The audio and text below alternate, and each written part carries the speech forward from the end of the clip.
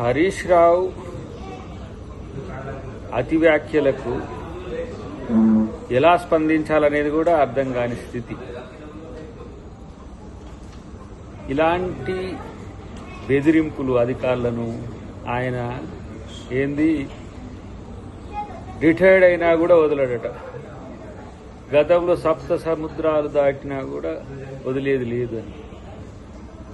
మీరు అధికారంలో ఉన్నప్పుడు అధికారులను బెదిరించి సప్త సముద్రాలు దాటితే పట్టుకొచ్చి ఇక్కడ కమిషన్ ముందు లేదంటే ఏసీబీ ముందు ప్రవేశపెట్టిన ప్రభుత్వం రేవంత్ రెడ్డి ప్రభుత్వం.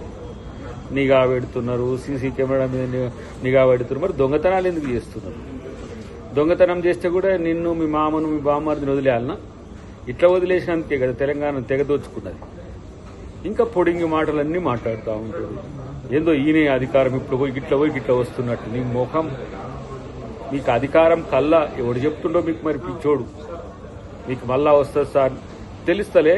మీ మరదలు పెట్టిన షాక్ అర్థం కావట్లేదా? ఇంకా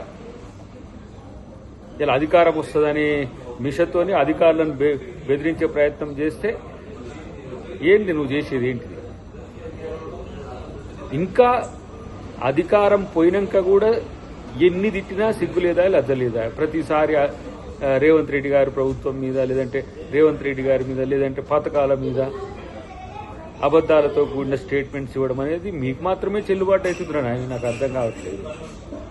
ఏడాదికి ఒకసారి ఆయన గూట్లకెళ్ళి బయటికెళ్ళి పలుకుతాడో పలకడో మీరే పలికి చిలక పలుకులు పలికిచ్చి ఇలా మీ పార్టీ, మీకు నాయకుడు లేని పార్టీ, నాయకుడు లేకున్నా కూడా అధికారంలోకి వస్తుందంటే తెలంగాణ ప్రజలంతా పిచ్చి భ్రమల్లో ఉన్నారా?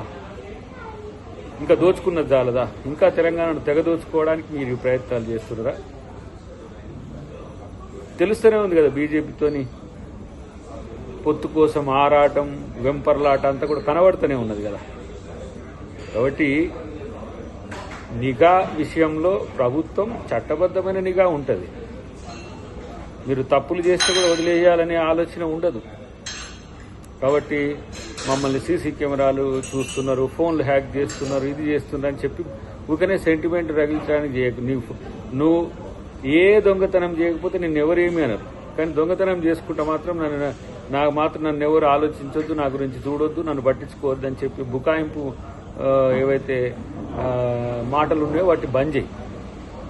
కాబట్టి ప్రతిసారి ప్రభుత్వం మీద, ముఖ్యంగా కాంగ్రెస్ ప్రభుత్వం రావడం అనేది ఇష్టం లేని మీకు ఇంకెంతకాలం ఈ అక్కస్తో ఇట్లాంటి స్టేట్మెంట్స్ ఇస్తారో, మీరు ఇచ్చినంత కాలం, మీరు ఎంత ఇస్తే కాంగ్రెస్ పార్టీ ఇంకంత బలంగా ఉన్నట్టు, అంత నమ్మకంగా ఉన్నట్టు. ఎందుకంటే దొంగల మాట జనం వినరు. ఆ విషయం గుర్తుపెట్టుకుంటే మంచిది.